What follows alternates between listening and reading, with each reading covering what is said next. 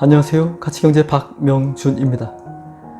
오늘은 지금 인류에게 다가오고 있는 세 가지의 큰 위기에 대해서 말씀을 드리려고 합니다. 우리 인류는 그동안 문명을 꾸준히 발전시켜 왔습니다.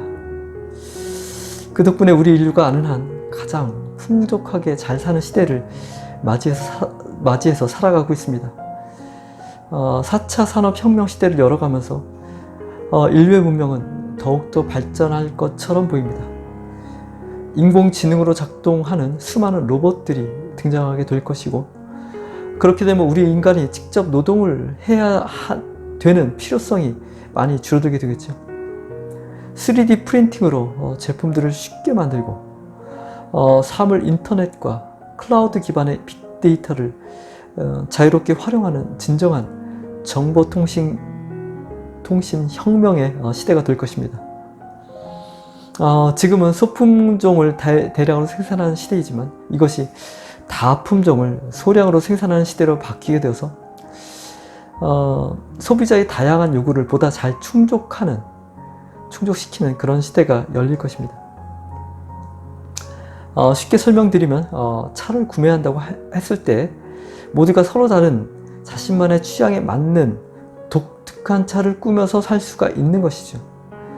지금은 소나타라는 차를 구매하면 동일한 연식이라면 색깔은 다르게 선택할 수 있지만 외관은 동일한 차를 구매할 수밖에 없습니다. 대량 생산 체제이기 때문인데요. 그때가 되면 자신이 원하는 스타일과 원하는 크기와 원하는 옵션을 마음대로 선택해서 이 세상에 오직 한 대만 존재하는 그런 차를 꾸며서 구매할 수 있는 그런 시대가 되는 것입니다. 다품종 소량 생산 체제이기 때문이죠. 하지만 이것은 어디까지나 기대이고 바람일 뿐입니다. 그런 시대로 나아가려면 문명이 발전해 나가는 과정이 아무런 문제가 없어야 하는데요. 지금 우리에게는 세 가지의 큰 위기가 다가오고 있다는 것을 오늘 말씀드리려고 합니다. 그리고 이 세 가지의 위기가 이러한 문명의 진보를 가로막게 될 것이라고 말씀드리려고 합니다. 이 세 가지 위기는 첫 번째는 경제의 위기이고, 두 번째는 자원의 위기, 그리고 세 번째는 환경의 위기입니다. 이미 다른 영상에서 이러한 문제가 있다는 점을 말씀을 드렸습니다. 이들 세 가지 위기는 또 다른 위기, 파생적인 위기를 불러올 수도 있는데요. 그것이 바로 전쟁의 위기입니다. 즉, 이런 세 가지 위기가 직접적으로 혹은 간접적으로 원인이 되어서 전쟁이라는 사태가 발생하게 될 수도 있다는 뜻입니다.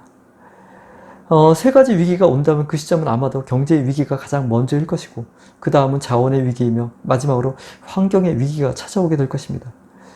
그리고 그 각 위기의 파괴력은 경제의 위기가 가장 작을 것이고, 자원의 위기가 더 큰 위력을 가지며 환경의 위기가 가장 큰 파괴력을 가지고 있어서 인류에게 가장 큰 타격을 주게 될 것입니다.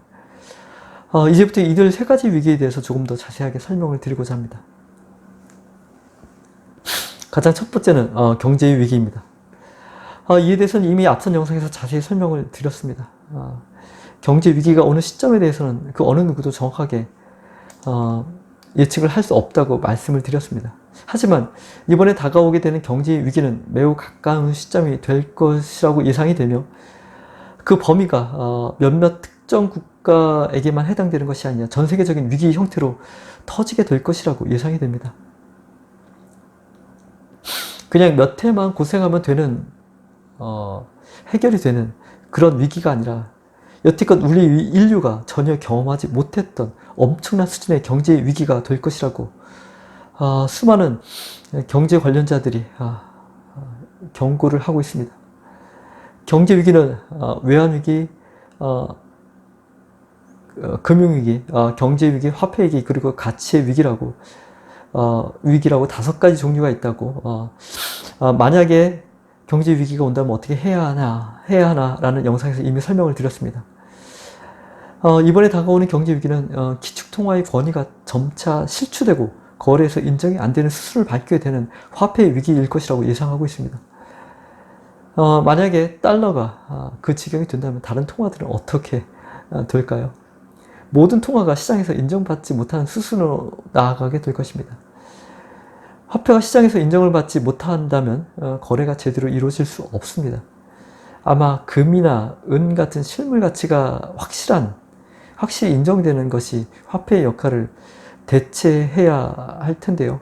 현실적으로 이것을 사용해서 거래를 하는 것은 매우 불편해서 거래 자체가 거의 불가능하다고 할 수 있습니다. 따라서 그 전에 달러를 대체하는 새로운 통화의 형태가 등장해야 할 텐데요. 아마도 가상의 통화에 금이나 실물을 연동시키는 형태가 되지 않을까라고 생각을 합니다. 달러가 기축통화의 자리에서 내려오고 다른 화폐가 이 자리에 올라서게 된다면 어떤 일이 일어나게 될까요? 엄청난 변화가 될 텐데요. 순조롭게 대체되는 과정이 쉽지 않으며 그 여파가 어떻게 될지는 잘 예상이 되지 않습니다. 어찌되었든지 화폐 위기 여파가 어떻게 우리에게 영향을 미치고 우리들의 삶을 얼마나 힘들게 할지는 예상하기는 매우 어렵지만 그동안 겪어왔던 경제 위기와는 차원이 다르게 우리의 생각을 뛰어넘는 엄청난 고통을 수반하게 될 것이라고 예상해 봅니다. 그리고 달러가 몰락하고 있고 이에 대한 대안 통화가 준비되지 않았다면 어떻게 될까요? 다른 화폐가 달러를 대체할 수준으로 준비가 되어 있지 않다면 대책이 없는 것이죠. 아마도 달러가 완전히 몰락하기 이전에 달러의 권위를 다시 살리는 길을 택할 수밖에 없을 것입니다. 그리고 그것은 전쟁의 형태가 아닐까라고 예상해 봅니다. 붕괴되어가는 경제의 시스템을 살려내기 위해서 선택할 수 있는 마지막 수단으로서 전쟁이 등장할 수밖에 없지 않나 그렇게 예상을 합니다. 따라서 달러의 몰락에 대비해서 대안통화를 준비하는 일이 매우 시급하며 중요하다고 말씀드릴 수 있습니다. 경제 위기를 극복하더라도 우리에게는 또 다른 위기가 다가오고 있습니다. 두 번째 위기는 자원의 위기입니다. 대부분의 사람들은 경제 위기에 대해서는 알고 있으나 자원의 위기에 대해서는 거의 알지 못하고 있습니다. 물론 어렴풋이 알고 있다고 해도 먼 미래의 이야기라고 생각하고 있습니다. 물론 당장 일어나는 일이 아닌 것은 맞습니다. 하지만 이대로 가다가는 우리 인류가 반드시 맞이하게 되는 위기입니다. 그리고 위기가 오게 된다면 경제 위기보다 그 파급력이 훨씬 더 큰 위기입니다. 우리 인류가 살아갈 수 있으려면 우리에게 필요한 재화나 서비스가 안정적으로 공급되어야 합니다. 이를 위해서 수많은 사람들이 열심히 일을 해서 그것을 공급하고 있습니다. 우리가 재화나 서비스를 만들어내는 과정에는 인간의 노동력만 들어가는 것이 아니지요. 수많은 기계와 장비를 돌리려면 에너지가 투입되어야 합니다. 만약에 로봇이 일을 하게 되는 시대를 맞이한다면 지금보다 더 많은 양의 전기 에너지가 필요하게 됩니다. 우리 인류는 전 세계에 흩어져서 살아가고 있는데요. 열대 지역을 제외하고는 반드시 난방이 필요합니다. 곧 에너지가 투입된다는 뜻이죠. 식량을 생산하는 일도, 가축을 기르는 일도, 그리고 모두 에너지 투입이 필수적입니다. 교통수단을 이용해서 이동을 하고자 해도 에너지의 투입 없이는 불가능합니다. 에너지가 부족해진다면 시장에 공급되는 재화나 서비스의 총량이 줄어들게 됩니다. 우리가 풍족하게 살아가는 것 자체가 힘들어진다는 뜻입니다. 경제 위기는 돈의 흐름에 문제가 생긴 위기입니다. 경제 시스템의 위기이며 우리가 먹고 사는데 필요한 것이 공급이 안 되는 위기는 아닙니다. 물론 화폐의 위기가 발전해서 가치 위기가 될 수도 있다고 만약에 경제 위기가 온다면 어떻게 해야 하나 라는 영상에서 설명을 드렸습니다. 하지만 이때 말씀드린 가치 위기는 우리가 일을 안 해서 재화나 서비스가 적게 만들어지기 때문에 발생하게 되는 가치 부족의 위기입니다. 에너지 부족으로 발생하게 되는 가치 부족의 위기는 우리가 일을 하려고 해도 에너지 자체가 부족하기 때문에 생산이 안 되는 위기입니다. 에너지 부족에 대해서 아직 감이 안 오시는 분들이 계실 텐데요. 지금 우리 인류가 주력으로 삼는 에너지는 화석 연료인 석유와 석탄입니다. 원자력이 많은 부분을 대체해주고 있긴 하지만 석유의 공급에 필요한 에너지 절대량을 의존하고 있는 상태입니다. 원자력에 의한 에너지 공급은 다음에 말씀드릴 에너지 부족보다 더 큰 강력한 위기인 환경 위기의 직접적인 요인이 되기 때문에 에너지가 아무리 부족하더라도 오히려 줄이거나 당장 중단시켜야 하는 것이 맞습니다. 태양광 발전이나 기타 친환경적인 발전 방식들이 있기는 하지만 아직 우리 인류가 사용하기에는 충분한 에너지를 만들어내는 데 이르지 못하고 있습니다. 따라서 대체 에너지원의 개발에 진척이 없는 상태에서 원유의 생산이 줄어들게 되면 에너지 자체가 부족해지는 길을 피할 수 없습니다. 최근에 지하의 퇴적암층인 쉐일층에 갇혀있는 천연가스를 시추해서 얻는 기술이 생겨서 이를 통해서도 에너지를 얻고 있어서 에너지원에 대한 새로운 활로가 생기기는 했습니다. 하지만 우리 인류가 쉐일가스를 사용할 수 있는 기간이 현재 에너지 사용 수준이라면 60년 정도로 길지가 않고 시추 과정에서 많은 에너지의 낭비가 요구가 되며 한번 시추봉을 내렸을 때 얻을 수 있는 가스의 양이 많지 않아서 에너지를 얻는 효율이 매우 좋지 않다는 문제가 있습니다. 더군다나 지층을 부수는 과정에서 많은 양의 물을 사용해야 하고 지하수를 오염시키는 문제도 있습니다. 쉐일가스는 석유가 부족해지면 사용할 수 있는 임시적인 대책일 뿐입니다. 석유나 석탄은 아주 오랜 기간 동안 지구에서 형성된 에너지원입니다. 그런데 현대 인류가 채굴해서 사용하기 시작했으며 그 매장량에 대해서는 정확하게 알 수는 없지만 석유는 대체적으로 길어야 70년이고 석탄은 200년 정도라고 알려져 있습니다. 우리가 다 써버리면 그 다음은 얻는 것입니다. 문제는 현재 자본주의 경제가 석유의 낭비를 촉진하고 있다는 데 있습니다. 먼저 점점 다가오는 경제의 위기를 막기 위해서 석유의 증산을 강력하게 추진하고 있습니다.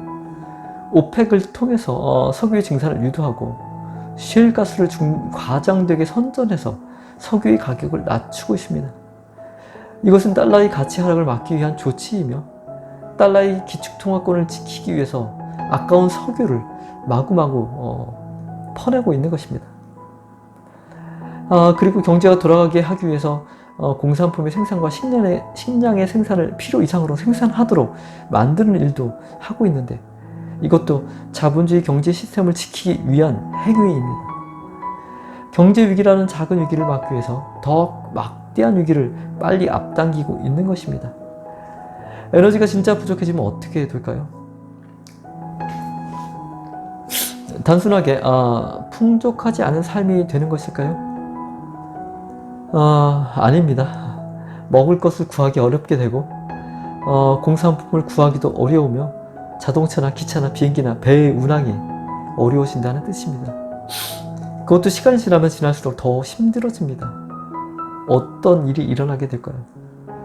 사람들끼리 다투게 되고 국가들끼리 전쟁을 하게 되겠죠. 경제 위기와는 차원이 다른 위기입니다. 전쟁을 하는 것조차 에너지를 써야 하는 입장이니 병력에 의한 전쟁이 될 것입니다. 오늘은 지금 인류에게 다가오고 있는 세 가지 큰 위기의 첫 번째 영상이었는데요. 영상이 길어져서 자원의 위기에 대해서 다음 영상에서 조금 더 내용을 이어가겠습니다. 가치경제 채널은 시청자분들께 재미를 주는 채널은 아닙니다. 하지만 자본주의 경제가 무너질 때를 대비해서 반드시 준비해야 하는 경제 체계의 대안을 만들어가고 있기 때문에 매우 중요한 내용을 다루고 있는 것입니다. 아직 많은 분들에게는 관심이 가지 않는 이야기들이지만 자본주의에서 경제의 모순이 쌓여가고 그것을 해결할 수 없는 한계점에 다가설수록 그 중요도는 더해질 것입니다. 그런 의미에서 가치경제 채널을 응원해 주시길 바랍니다. 여러분의 구독과 좋아요 그리고 시청과 공유는 가치경제 채널을 지속시킬 것이며 우리 후손들에게 희망이 있는 세상을 물려주는 길이 될 것입니다. 감사합니다.